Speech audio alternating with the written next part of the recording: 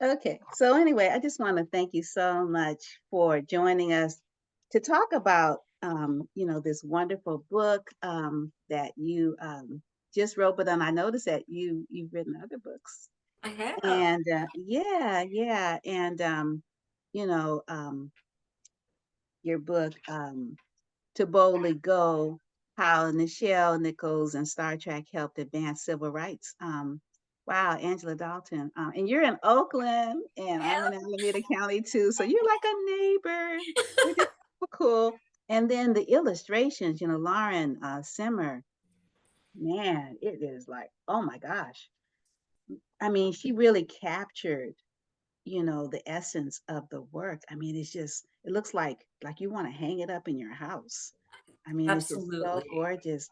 But then, looking at your dream board behind you, we're in her studio, y'all. Like, this is so exciting. Oh my God, give us a tour.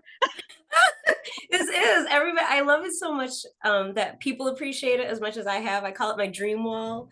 Um, Hmm. as you can see, there's things that are hung up on it. Like this is my every year on New Year's Eve, I do a vision board and I plan out what it is that I want to try to accomplish every year. Hmm. And so I'm really hoping that you can't hear. I've got lawn people out, so I'm hoping that's not coming through. But so every year I do a vision board, and so that's my vision board for what I was hoping to accomplish this year. Um, Hmm. and then like people will send me cards and things, and so I just put those cards up to remind myself, because sometimes writing can be it's a challenging career. Even though as much as it can bring you a lot of joy, it can also bring a lot of like tears because Hmm. there's a Hmm. lot of rejection that comes with it. It's a very solitary uh, job. And so a friend of mine gave me this idea of like, always remind yourself of like the little wins that you have, and put them in places that you can constantly remind yourself, like, you did this, you accomplished this. And so these cards are my reminder of just cards that I've gotten from people, thank yous that I've gotten from people about the books or my work. And so I keep those there to keep inspired of like why I'm doing this. And some of them are from kids, some of them are from librarians, and some of them are from educators. And so I just keep myself motivated that way. Excellent, excellent. Will this be your first nomination for the Northern California Book Reviewers It Association? is. It Oh, is. congratulations. I'm so honored. I'm so incredibly honored. Lauren Summer, the illustrator, as you just spoke about, she is so honored as well. And one of the things that I'm really proud of is that through this book, Miss Nichols passed away, unfortunately, last year, which Yes. broke my heart because I had all these visions of, like meeting her and being able to present her the book. And unfortunately, that didn't happen. But I was able to actually meet her sister, Marion Smothers, and form a relationship with her. She's continued Nichelle's legacy through having a foundation to send young girls to space camp. She's just doing beautiful work in the name of Nichelle Nichols. But so I was able to reach out to Marion and let her know about this nomination, and Mhm. she's just so thrilled and so happy that that again, Nichelle's legacy is being taught to young kids. And Mhm. so it's just been really a humble experience to be able to share this with Nichelle's family and then also with Lauren. So we're Mhm. all very Mhm. thrilled that it was Yes. recognized. Yes, yes, certainly, certainly. So let me read your bio, and I want to let everyone know that your website is your name. So, Keep it and easy. yeah, it's very easy if you know how to spell. Some of us have challenges, but you can talk to a friendly librarian and they can help you. So, so Angela Dalton is a children's book author based in Oakland, as we already mentioned, Oakland, California, that is, and has a background in producing online kids games. How cool! She began writing at a young age and saw it as a way to create her own world. Her self-published picture book, If You Look Up to the Sky, was inspired by her grandmother and an early fascination with outer space and astronomy. Both traditionally and independently published, her work centers Black children as main characters in spaces and represented them in ways she wishes she had been growing up. She had seen, been, excuse me, she wishes she had seen growing up. And so, we talked a little bit about sci-fi, and we talked about Octavia Butler, and we talked about Mhm. um, Lauren Oya Olamina and Earthseed, the Book of the Living, and how she saw, people as our future in the stars because we're gonna Earth is gonna eject us, Mhm. literally. And Mhm. in Star Trek, Earth has rejected Has us. rejected us, Right, right? completely right. Y'all don't live here anymore. They got this federation of all the life around, I guess, the cosmos. Yes, But yes. nobody ain't living here anymore. We Uh, can't. Yes. right. I mean, who knows what's going to happen in the future? Because the Earth will heal itself again. As it Oh, always that's does. on. Yes. So I wanted to ask you, talk about, I mean, Nichelle, Nichols. I mean, like when I was a kid, there weren't that many black people on TV, particularly black people running a ship. Like what? I know. Right there with Captain Kirk, you got Spock, you got our sister sitting in that chair that swivels, and you can see all the windows, and she's looking so cool in her uniform. And then they got this other agent. He's Asian. I mean, it was like such a diverse world up there. It was. Yeah, and that was what's so transformative of not just Nichelle Nichols, but the show itself of Star Trek. And it was one of the things that I loved having as a child. And kind of like what you said, when I started researching this book, the reason why was because I was actually in Target in 2016, and how they have like the kiosk near the checkout, and Yes. I saw this magazine, and it was Time magazine, and it was the 50th anniversary of Star Trek, and like you Mm, said, it was like like just the pivotal picture of the crew of the Starship Enterprise. And, there's all the people up there, but it's like Nichelle Nichols, Lieutenant Uhura. Like you don't see anybody else. It's Lieutenant Uhura. And, and it just caught my attention because it took me back to when I was a kid. And I remember every Saturday night, because it was like back in the day where it was like there was only 5 television stations, right? And if you didn't catch the show on the day that it played, like you're out of luck. But I remember every Saturday night being with my parents at 8 o'clock at night or 9 o'clock at night, and it was like the only day that my parents would let me have red Kool-Aid, and because otherwise I was bouncing off the walls, and they were just like no. So it was like my one glass of red Kool-Aid, and we would watch Star Trek together. And I remember, back then it didn't really make a lot of sense to me, but as I grew up and grew older, just seeing like the looks on my parents' faces, like my mom just smiling, seeing Nichelle Nichols, and my father smiling and seeing Nichelle Nichols, and just understanding, you know, like how the effect that she had, like you said, this Black woman with agency standing on this starship and being the commander of communication and having mhm, authority and people listening to her. And and because that wasn't the reality even when I was a kid. We're talking about like the 70s, late 70s and early 80s. So mhm, even then, but then you talk about the show coming out in 66, when that definitely wasn't the reality, and you're mhm, still fresh off of the civil rights movement. So just how monumental that moment was to see this woman standing in that type of strength, and like I said, agency was just amazing. And mhm, so I saw this magazine, and it just took me back. And so I grabbed that magazine and just devoured it. And then what was really interesting was a few nights later, there's this TV show. I don't know if anybody remembers it, but it's Drunk History.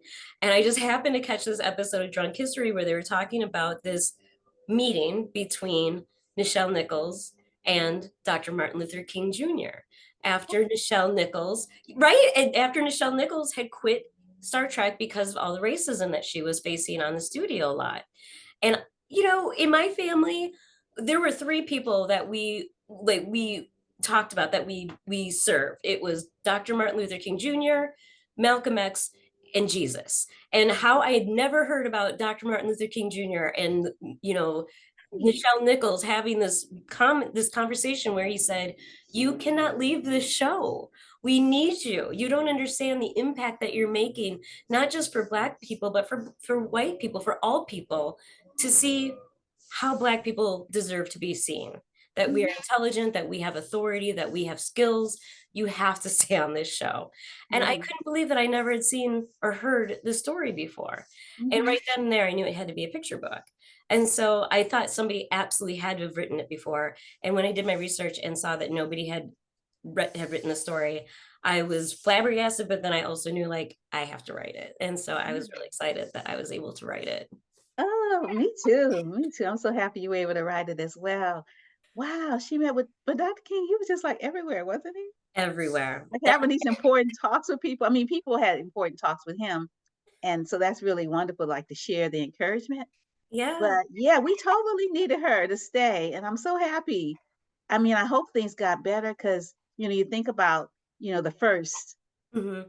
the first, The first. and how difficult that was being the first, being the first and all the isolation around being the first and all of the microaggressions and overt aggression, because like who respects the black woman? You know, Exactly. who respects her? But I think is also because she had the necessary boldness, pun intended, that was Mhm. needed for that time period because, her story didn't stop with Star Trek. So Star Trek was on for 3 seasons and then it went off the air. And so Mhm. by 1968, 69, she actually went back to performing. And so her story didn't stop there. Mhm.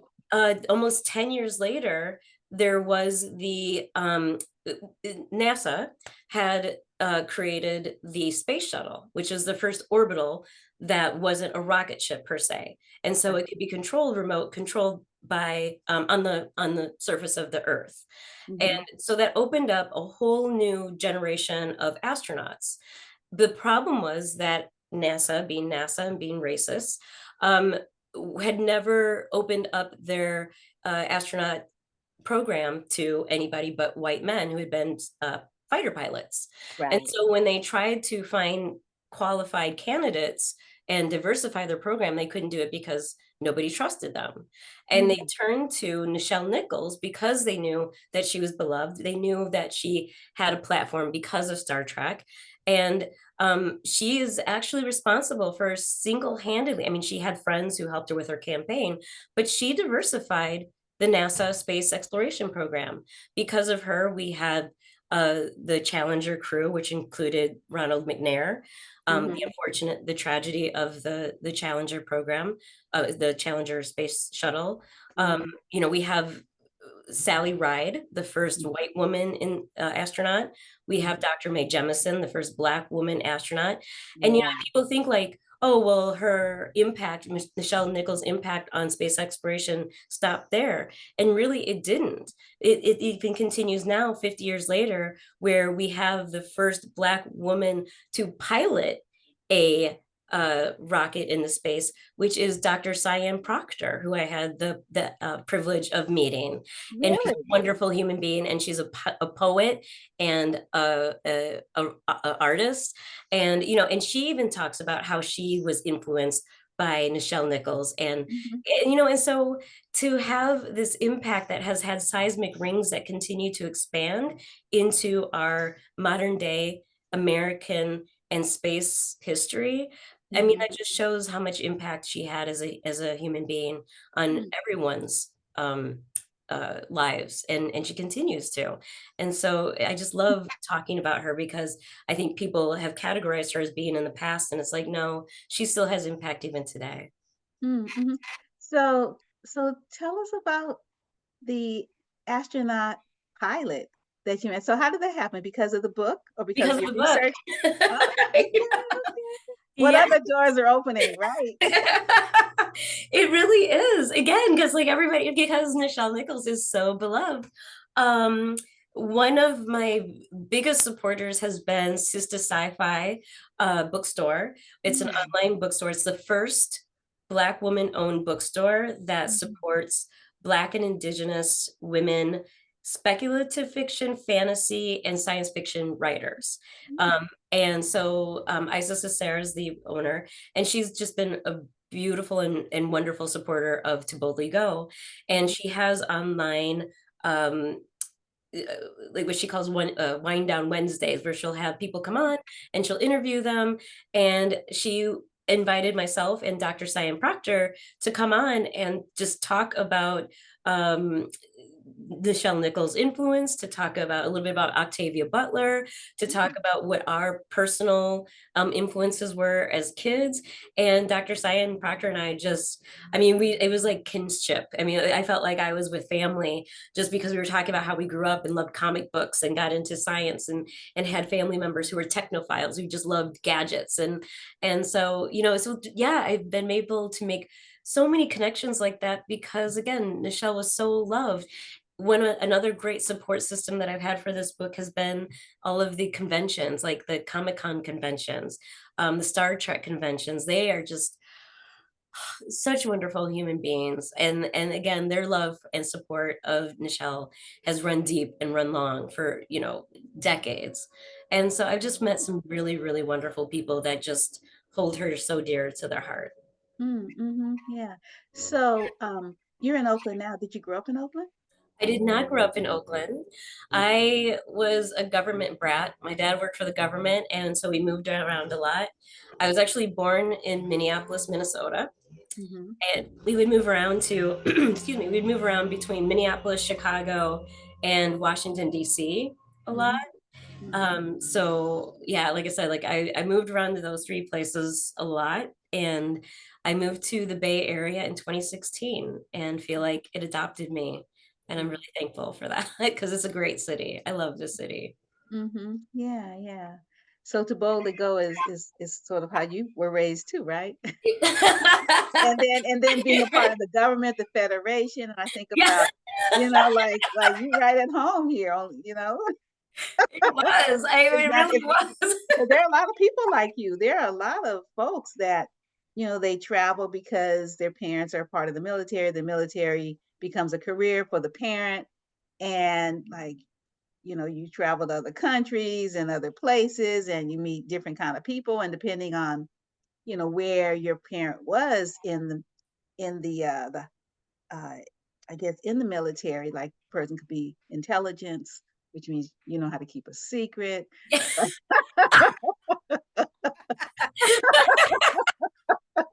I am pretty good. I am pretty good at that. Yeah, yeah, but just knowing the ins and outs. And then I think about, those black women who Hmm. were, they made a movie out of, and there's a book, um, and they were right there writing code and checking, these scientists, but they were scientists too. I mean, they had like doctorates and things like that. Some of them, others of them just knew, how to, were on the job and they knew how to work those computers and they didn't get any credit. And I just think about like this is real time, the Apollo. I remember the Apollo. We back then we watched TV in school. I grew up in San Francisco. So I was at John McLaurin Elementary School. And I didn't realize, that launch we were watching of Apollo was actually in my family's sacred land. NASA had taken over these 13 or so cities in Mississippi because they weren't big, they weren't highly populated, and they needed a place where they could detonate a bomb because spaceships are like bombs; they blow up stuff, and so they moved my family out of Logtown. So you don't know that there was a Logtown unless you're old enough to have it on your birth certificate, and almost all those people are deceased.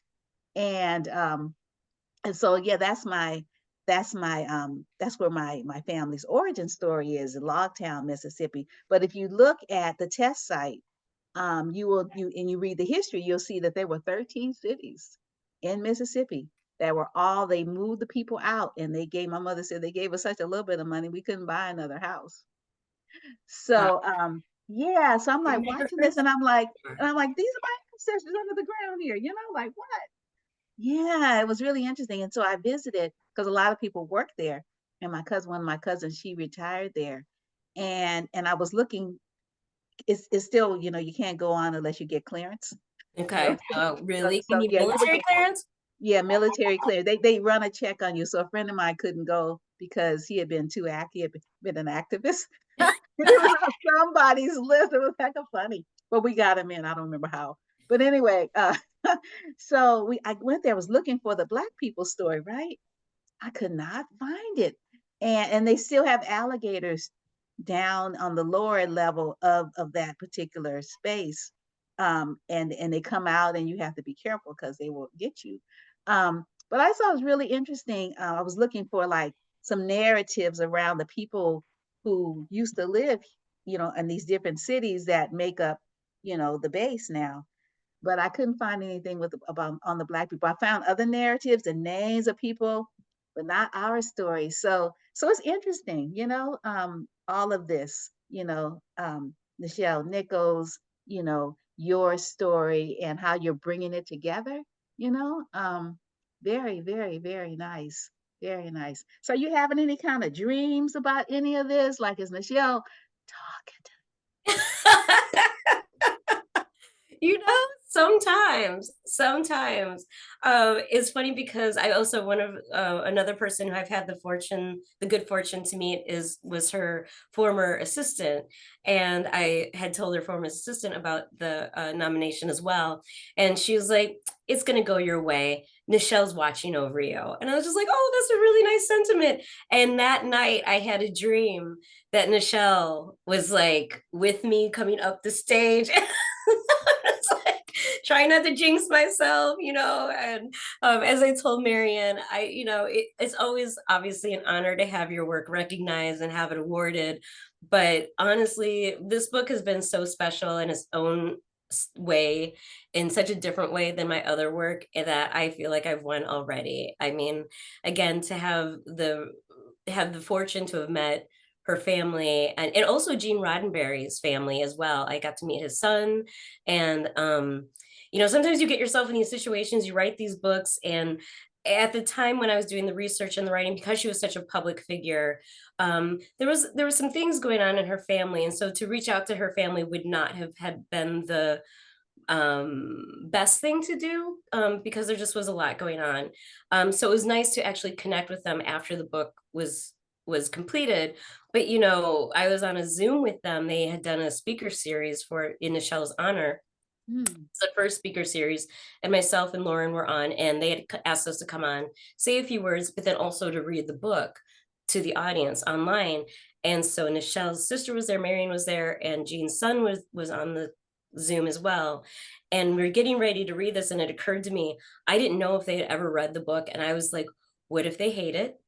What Hmm. if they're like, "Oh, that didn't happen?" I was like having all these nervous feelings because I was like, I don't know if they read it. And so it was just really affirming to read it and then have them say really kind things about the book, and that they felt that it had done both Nichelle and Jean and Star Trek um, a worthy homage to Hmm. everything that had happened and how it had served American history. So that made me feel really good. But like you forget about that as a writer because you just want to, pour your heart into it and hope you do justice to someone else's story. And but it can get kind of tricky. It can get very tricky Hmm. doing something like that. And so again, it was really affirming. So that made me feel really good. Yeah, yeah. Was this the first time you wrote a biography? Yes, it is. Okay, okay, okay. Yeah, because I know some people say people are still alive. I can't publish this. Yeah, it's hard in a lot of different ways. I mean, I think when you first go into it, I would hope that you go into it wanting to do good work and wanting to do the best representation of a person's life, but also be as honest as possible too. I mean, we have to remember that people are human beings and we all make mistakes, and and there's things that they did 20, 30, 40 years ago that they wouldn't necessarily do today, or Mhm, they did things that determine who they are today. We all make mistakes. We all like that's what life is about. And so to be able to put aside whatever personal feelings you have about somebody and to write a good character description of who they are in a way that relays a story to an audience so that they can learn something about that person, about the time period, or even about themselves. Mhm. And so, but also I think it's really important to remember too that at the end of the day, you're also making money off of somebody else's life. Right, right. And that to me is something that I always hold very dear to myself. So it was important to me when I learned that Marianne Smothers, Nichelle's sister, had this foundation to donate part of my advance to that foundation Mhm, because I was, again, it was very clear to me that I was making money on Nichelle's life, and she had a hard life, and she had to go through things.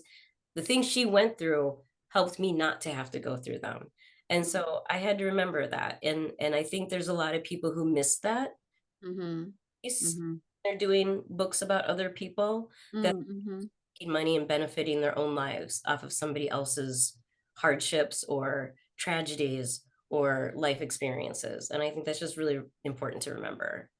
mhm. Yeah, certainly, certainly. I'm just looking at the book on your sh shelf in the back, and I'm like, "Oh, can we get you to read a little bit up from Absolutely. your book?" I have a copy right here. Cool. Love to. Thank you for asking me. Yes. Okay. All right. To boldly go. How Nichelle Nichols and Star Trek helped to advance civil rights. And I love the interiors. Again, Lauren Semmer is also New York Times bestselling illustrator. She's the illustrator of the ABC's Black History that was written by Rio Cortez. If you haven't read it, you definitely need to read it. It's also a very beautiful, beautiful book, a prolific book, and I just love it.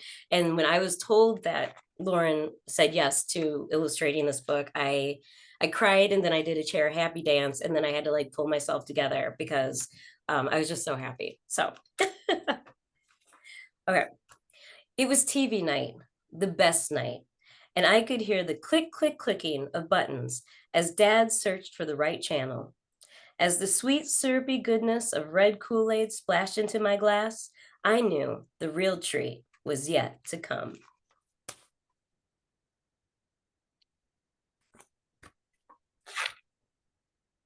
Mom, Dad, and I settled into place, and as the opening began, I followed out along out loud. Space, the final frontier. These are the voyages of the Starship Enterprise. Its 5 year mission to explore strange new worlds, to seek out new life and new civilizations, to boldly go where no man has gone before.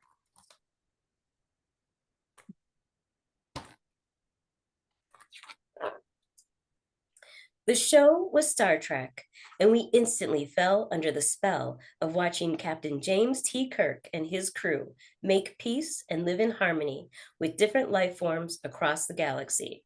But he wasn't the reason why we watched.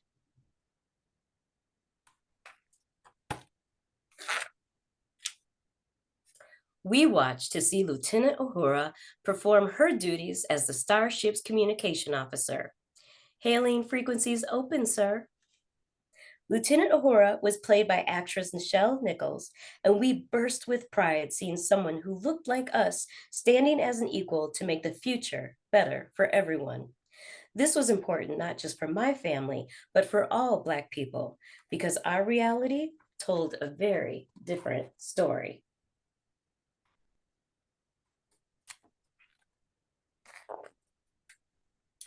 When Star Trek first appeared on TV, America swirled in a whirlpool of change.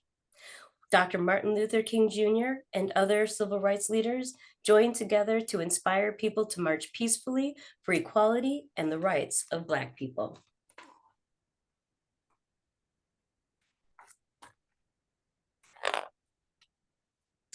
After Star Trek showed the possibilities of peace among life forms during prime time hours, the nightly news showed the real life suffering the marchers endured because of racism.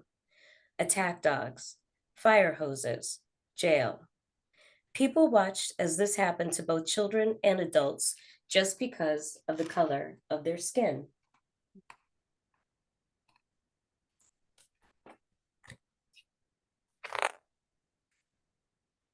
Across the country in Hollywood, Nichelle was working to bring Uhura to life.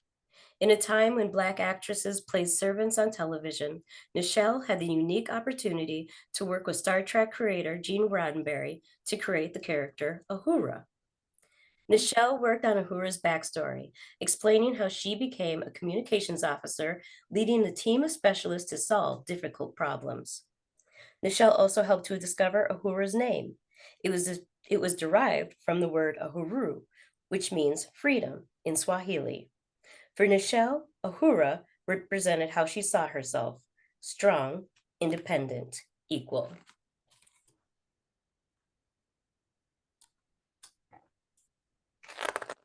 I think I might stop there. Yeah, I was just thinking, I was thinking about her name, Uhuru, Kiswahili for freedom. And it was a call. Like people would say, Uhuru, and they would say something else. There's like a response to it that I don't remember.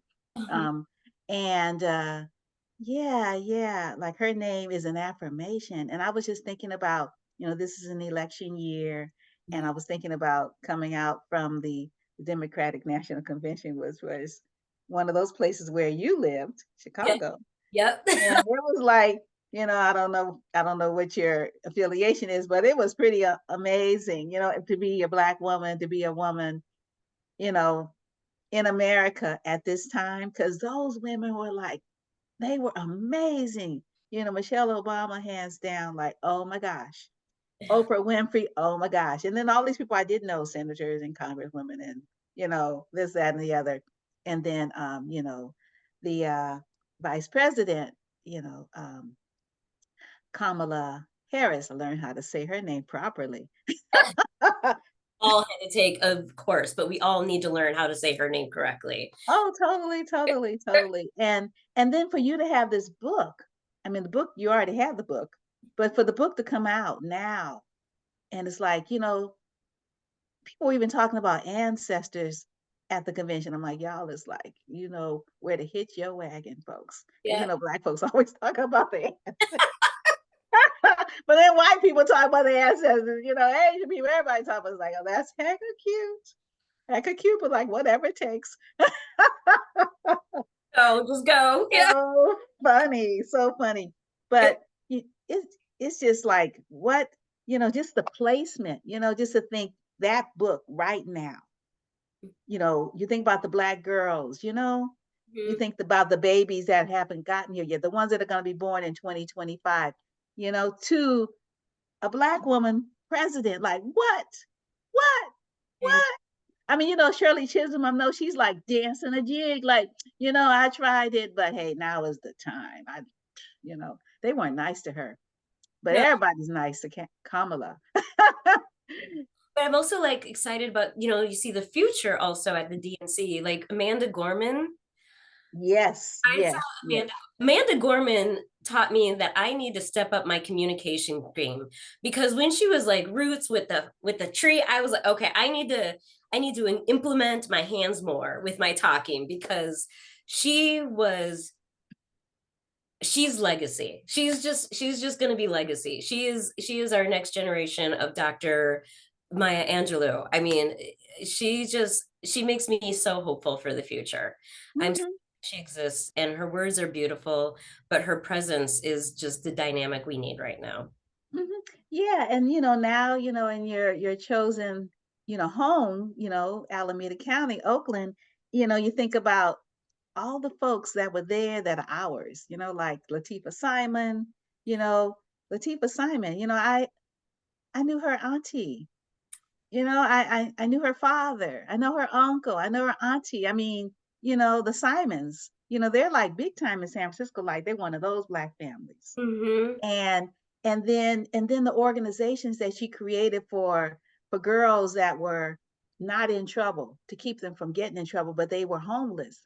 I mean, she's done so much, and she's got that wonderful nonprofit that she created. And then her husband, who made this transition, he was really wonderful. And she got her, I think her daughter just graduated, and now her son is almost there. But yeah, for her to be like, wow, she's young, like, to be a congresswoman, like, really?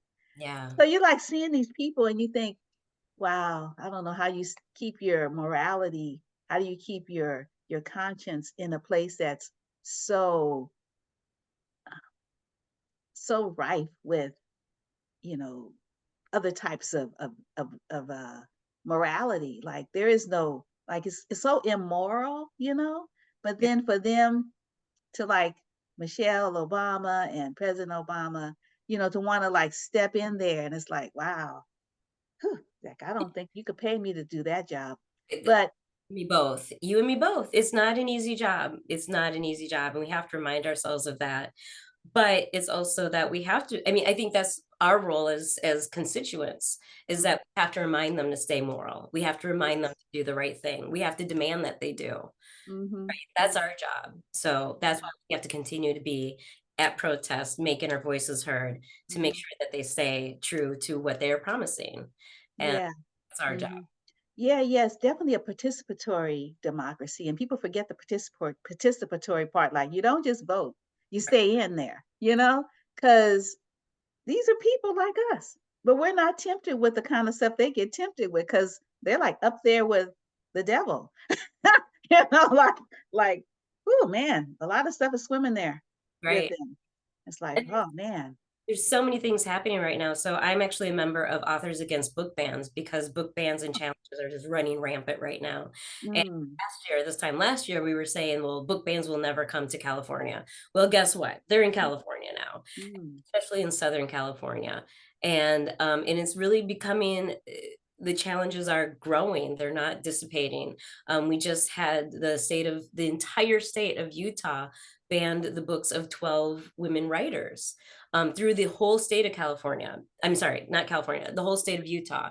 And that mm, means schools and libraries. So, like Judy Blume, all of her books are banned. Margaret Atwood, like I think five of her books are banned in the state of Utah.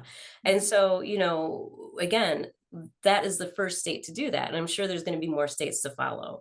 And so it's really important that we keep an eye out on these things that are happening because mm, it's erasure and censorship that, especially when it comes to specific communities like the Black community, the Brown community, the LGBTQIA community, that is who they're targeting. And they're definitely going to try to accelerate that before the election. And mm, so, I mhm, definitely ask people to keep an eye out with book bans and challenges, even on the West Coast, because it's mm.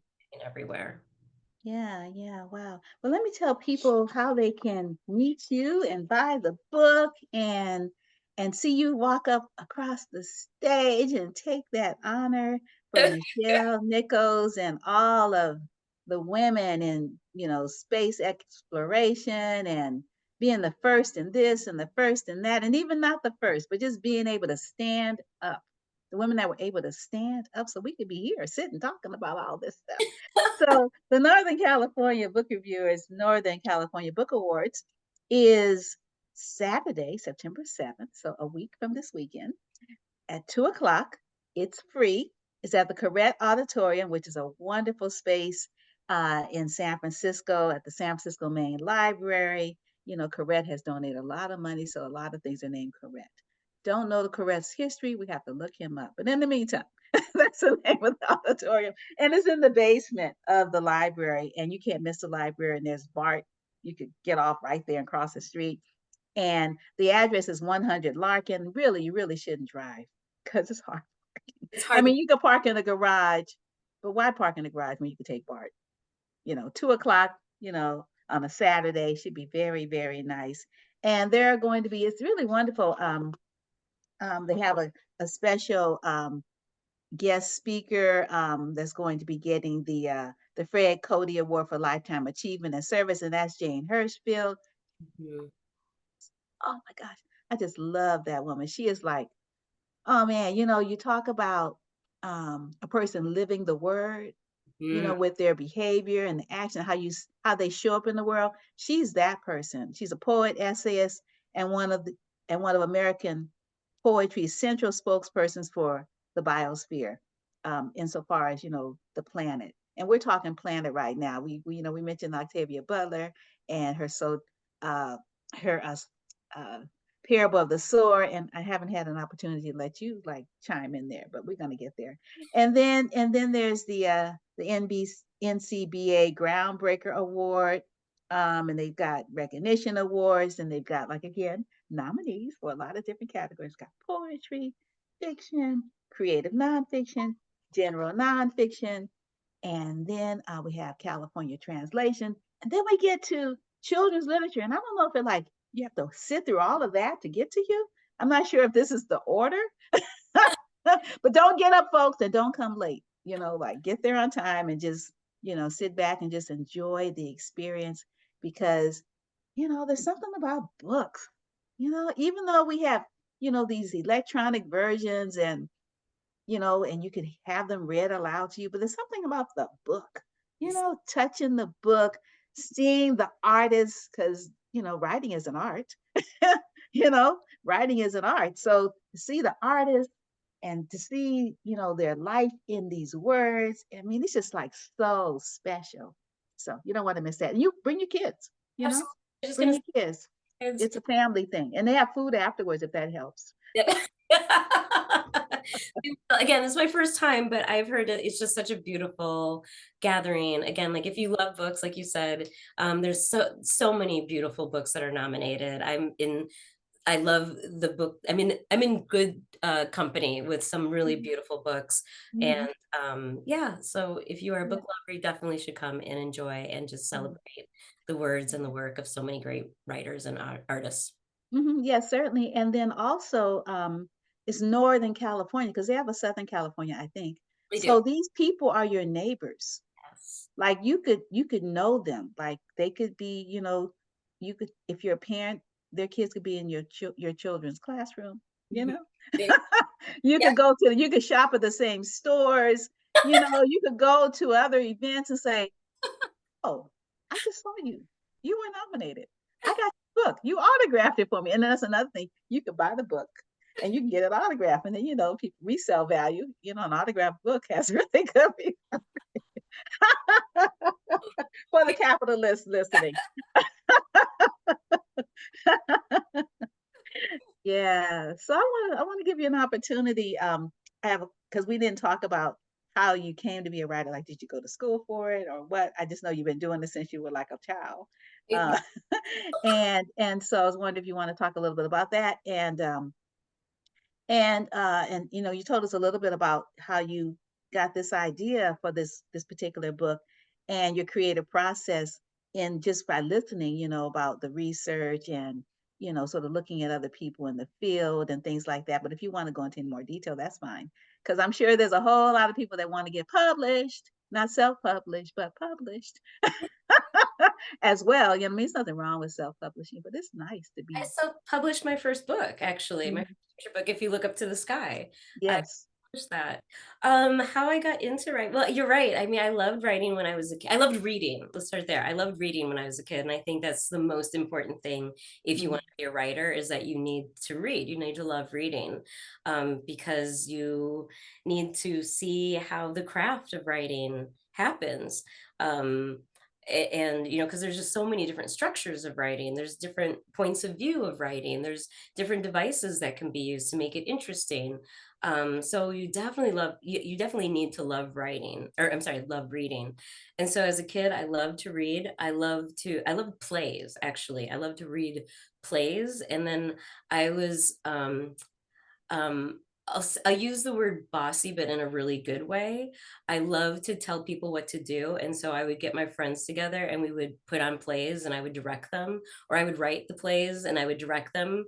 And then we'd put on the plays for our parents. We would have like this annual block party. And so I was the one in charge of writing the play. And then I would get the kids together and then we'd put on the play for the parents. Mhm. And so that was my thing.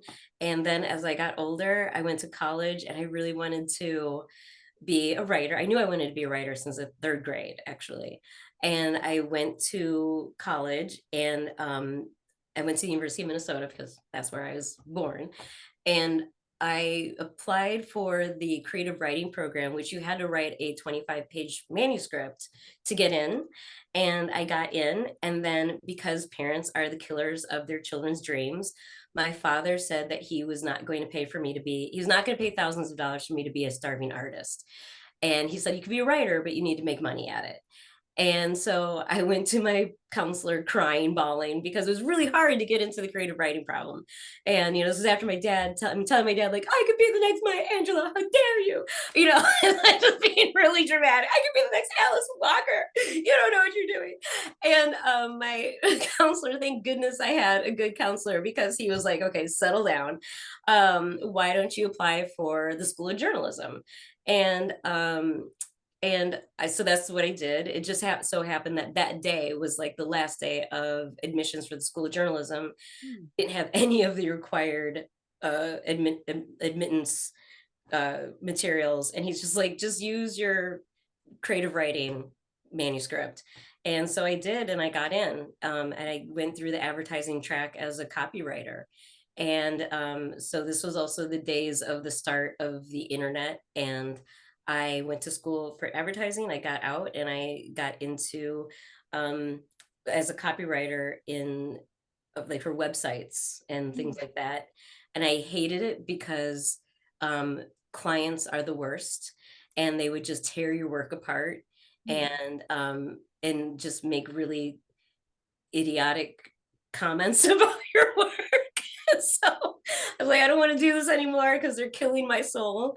And somebody said, well, since you're a really bossy person, why don't you become a producer? And I was like, that's perfect.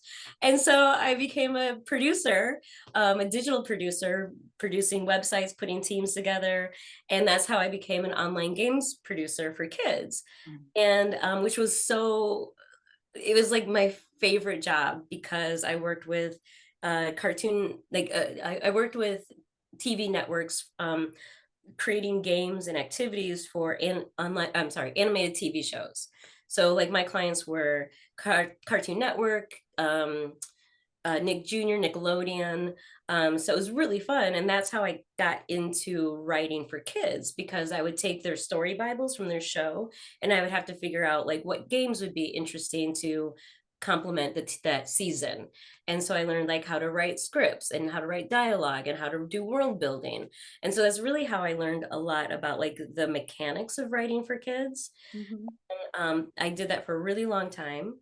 And then in 2016, like I said, I moved to the Bay, and I couldn't find a job to save my life, which was weird because I had a tech background. So moving to the Bay and not being able to find a job in tech, I'm just going to equate it to the ancestors being like, nah, we got you. You got to do this other thing. And like, that's all I'm going to equate it to. And so my husband was said, what is it that you want to do? What's something you've always wanted to do? Because now it's time for you to do it. And I said, I've always wanted to write a children's book. And he said, well, you should do that.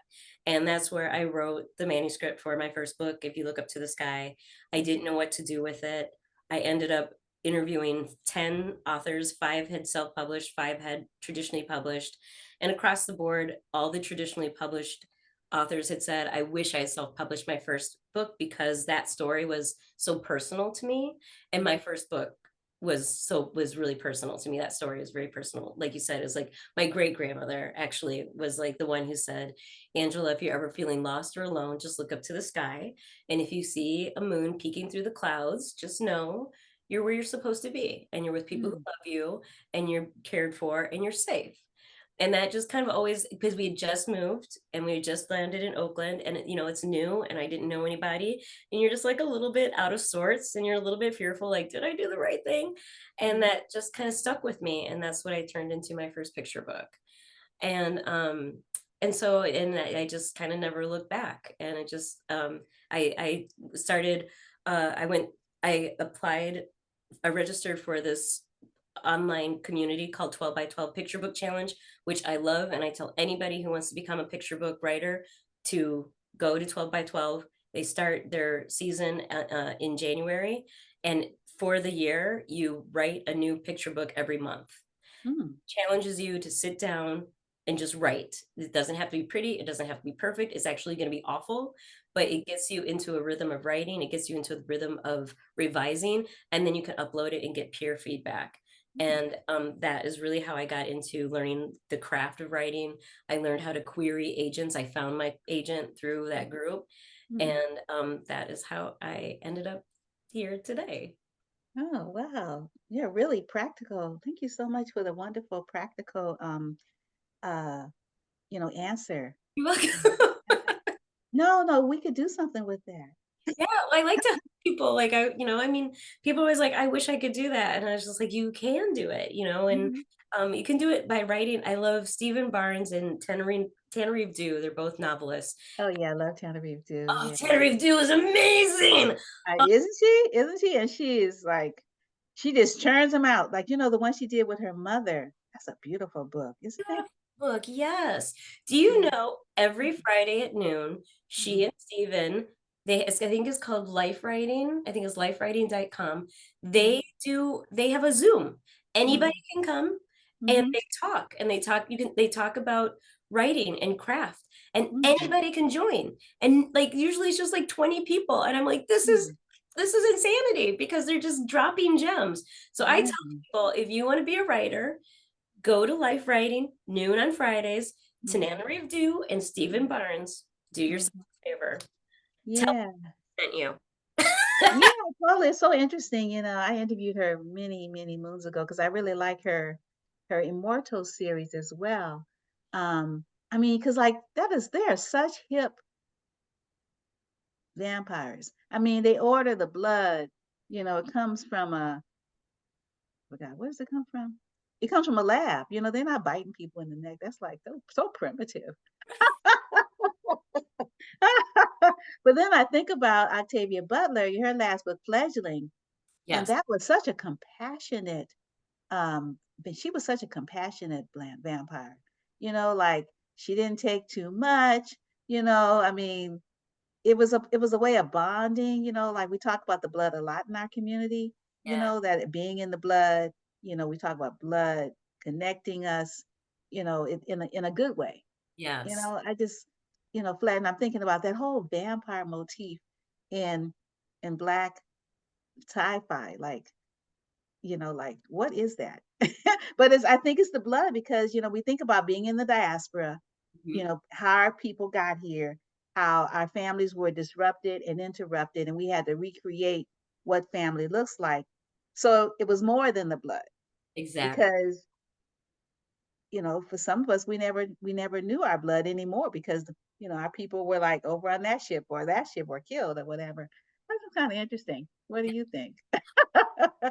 That's what I love about Octavia Butler was because, she gave us a lens through looking at the horrors of what had happened during enslavement and like you said, like the cutting off of bloodlines and gave us a way of rethinking or reshaping that history in a way that's not so that's gentle, like because it's sci-fi, it's fantasy, it's fiction, and it's also forward thinking. It's not like she gives us a palate cleanser and gives us a way of thinking like, okay, in the future, how could this be different? How do we want to talk about it? How do we want it to be different now? Mhm, And that's what was so, people are talking about like parable of the sower and like, yes, Octavia tried to warn us and we didn't want to listen. And now here we are. But mhm, what are we going to do with that information? Are we going to put our heads in the sand and be scared? Or are we actually going to take action and try to do something to steer it in a way that could be a different outcome? We have a choice. And I think mhm, that's what people kind of miss sometimes. It's like, it's not that it's supposed to be this doomsday thing. It's like a warning, but also what are you going to do about it now? mhm, mhm, And I mhm, think that's what I love about Octavia Butler is this forward future thinking and okay, prepare and make a difference, make a change so that the outcome can be different and can be better. It can be a better future. It doesn't have to be this dystopian, but this is what it could look like if you don't do anything. mhm, mhm. Yeah, and she wrote about 2024 in 1993, and in July 20th is when the story started, July 20th, 2024. And then I was looking at Nichelle Nichols, she was born December 28th, and that's one of the days of Kwanzaa. So Kwanzaa starts with Umoja, Kujishagalia. Um, let's see, what's the third day? Umoja, Kujishagalia. Um, Uh, do you know the third day? Because she was born. Let's see, she was born on the third day because she's a 28th. So the 26, 27, 28. You could look it up for me. I'm doing that right now. Okay, cool. So while you're doing that, I wanted to also mention that she made a transition on July 30th, Jima. 2022. So It's oh, what is it? Jima. Uj- Oh, Ujima, collective work and responsibility. Yes. Oh man, like she is so with us. Yes, yes, yes, yes, yes, yes. Collective work and responsibility. Yes. Ah, Shay. Yes, all about that. Oh, what a theme. Absolutely. That's the theme. Oh my goodness. Yes. Absolutely. Collective work. Wow. I wonder if she knew that she was working there. Of course she did. She Yeah. named herself Freedom. Of course she did. Right, Of course she did. exactly. Of course Yeah, she did. no mistakes, no accidents, no No, accidents. not at all. Not at all. Neither are you. Oh my goodness.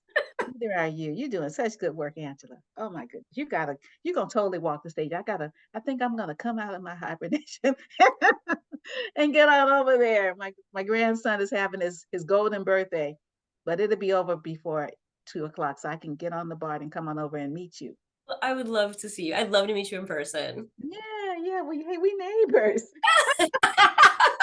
And you know how with Lauren, oh yeah, Olamina, it's about making our families. Absolutely. So we got to be intentional about this stuff. We do. We do. Never know who you're gonna need when you need them, Yes. and Absolutely. and they're- and people don't open the door for you unless they know you. Yep. We know that's true. Oh my goodness. You have any closing remarks, Angela?